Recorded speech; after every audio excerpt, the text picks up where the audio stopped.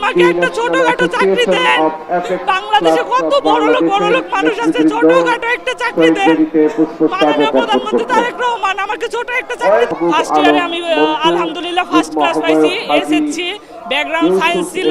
Science থেকে আমি GPA 5 অর্থাৎ ফিজিক্স কেমিস্ট্রি বায়োলজিতে রেকর্ড সংখ্যক মার্ক পাইছিলাম, অর্থাৎ 99, 93, 96। আর ইন্টারে আমি সায়েন্স থেকেই 4.50 পাইছি, আর অনার্সে বর্তমানে সেকেন্ড ইয়ার অধ্যয়নরত আছি। হট আর সুইটনেসের পারফেক্ট ব্যালেন্সে যে কোনো স্ন্যাক্সের আসল মজা আনে রুচি হট টমেটো সস। আমি যে কোনো একটা চাকরি চাই নতুন দেশে নতুন প্রধানমন্ত্রী মাননীয় প্রধানমন্ত্রী তারেক রহমানের কাছে, যেন আর 5টা ছেলের মতো আমি আম্মুকে এই দিয়ে উপহার দিতে পারি, বলতে পারি আম্মু তোমার ছেলে তোমার জন্য কাপড় আনছে, তোমার ছেলে বাবাকে বলতে পারি বাবা তোমার ছেলে ইনকাম করে তোমার জন্য পাঞ্জাবি আনছে, ছোট ভাইকে বলতে পারি ভাই তোমার জন্য আমি শার্ট আনছি। আমি 3 জনকে জড়িয়ে ধরতে চাই একসাথে, আমার বাবা মামা। আমি এত বড় হয়েছি এখন ধরে কোনোদিনও তাদেরকে কিছু দিতে পারি নাই, একমাত্র বেকারত্বের কারণে। আমার এই যে দারোয়ানের চাকরি হইলেও জানি দে, আমি জানি আম্মুকে বলতে পারি আম্মু আমি চাকরি পেয়েছি, তোমার কান্না আর হবে না, তোমার ওষুধ কিনে দিতে পারবো, পরিবারের দায়িত্ব নিতে পারবো। আমাকে একটা ছোটখাটো চাকরি দেন। বাংলাদেশে কত বড় লোক মানুষ আছে, ছোটখাটো একটা চাকরি দেন। মাননীয় প্রধানমন্ত্রী তারেক রহমান আমাকে ছোট একটা চাকরি। আমি এখানে লিখছি যে আমাকে 2 টাকা ভিক্ষা দিন, না হলে একটা চাকরি দিন। Bangladesh legal aid and services trust শহীদ মিনারে কেন আমি মূলত 2 দিন আগে আমার বাসায় পড়ার টেবিলে বসে আসছিলাম, আমি ওটাই যেন আমার ফ্যামিলি আমি চালাইতে পারি। আমার মায়ের মুখের দিকে তাকিয়ে হইলো মা কি জিনিস, মায়ের চোখ দিয়ে যখন পানি পড়ে তখন একজন ছেলে কিভাবে থাকতে পারে। আমি মায়ের চোখের পানি দেখে ঘরে থাকতে পারিনি, তার জন্য আজ 21শে ফেব্রুয়ারির দিন আমি এই লেখাটা নিয়ে আসছি। অনেকেই হয়তো বলবে পাগল ছাগল নানান কথা, কিন্তু আসলে এগুলা কিছুই না। আমার মনের যে কতটুকু কষ্ট আবেগ আম্মুর চোখের জল সবকিছু মিলিয়ে এখানে আসছি, সেটা শুধু আমি জানি। যে আজকের একটা দিনেও আমাকে এখানে আসতে হয়েছে, যেখানে শহীদ মিনারে যাওয়ার কথা শ্রদ্ধাঞ্জলি দেওয়ার জন্য।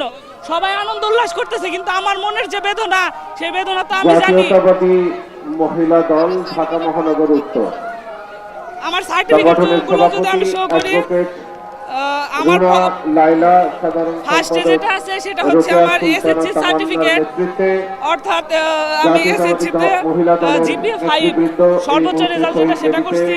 সংগঠনের পক্ষে তাদের শ্রদ্ধা নিবেদন করছি। আর এটা হচ্ছে ইন্টারমিডিয়েটের সার্টিফিকেট, এটা একটা বেসরকারি প্রতিষ্ঠানে করছি। আমার মেধা কোঠা দিয়ে আর কি ওই কলেজে ফ্রি করে দিছিল, উপবৃত্তি দিছিল, যার কারণে ওই কলেজে ভর্তি হয়ে আমি ইন্টার সেকেন্ড ইয়ার ওই কলেজ থেকে শেষ করছি। মহিলা দল মহানগর টাঙ্গাইলের মধ্যে সবচেয়ে ভালো মানের college major general Mahmudul Hasan আদর্শ কলেজ থেকে।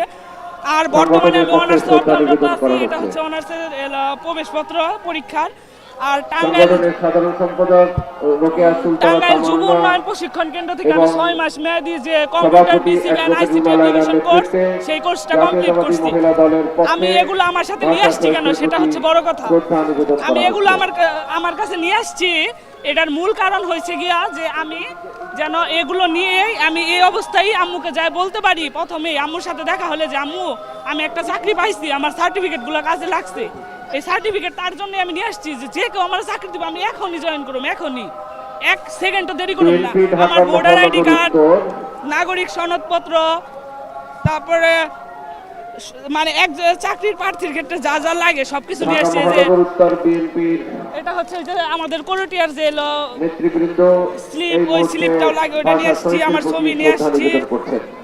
আর কি চাকরি করতে যা যা লাগে আমি সব ধরনের সার্টিফিকেট, সব ধরনের। আমার এক্সপেকটেশন মূলত ওটা তো মূল বিষয় না। মূল বিষয় হচ্ছে নতুন দেশের নতুন প্রধানমন্ত্রী মাননীয় প্রধানমন্ত্রী তারেক রহমান স্যারের কাছে আমার আবেদন যে আমার ফ্যামিলি অর্থাৎ আমার মা, আর মা কি জিনিস সেটা সবাই জানে।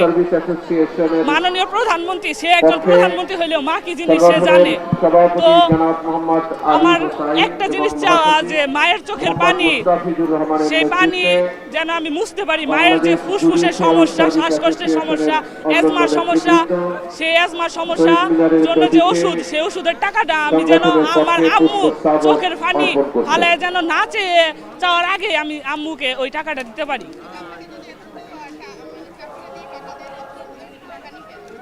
না, আমাকে যদি কেউ টাকা দেয় এখন আমি টাকা নিব না, কারণ আমার মূল বিষয় যেটা সেটা হচ্ছে আমার একটা চাকরি প্রয়োজন। আমি তো এখানে ভিক্ষা করতে আসিনি। এখানে একটা চাকরি হলে আমি আমার আম্মুকে সারা জীবনের মতো ওষুধ কিনে দিতে পারবো। হয়তো আজকে আমাকে কেউ টাকা দিয়ে সাহায্য করলে 1 দিন করবে, 2 দিন করবে, 3 দিন করবে, 4 দিনের দিন তো আমাকে নিজে আর করবে না। তখন আমি কিভাবে চালাবো আমার ফ্যামিলি? আমার ফ্যামিলিতে আমার বাবা অসহায়, আমার মা অসহায়,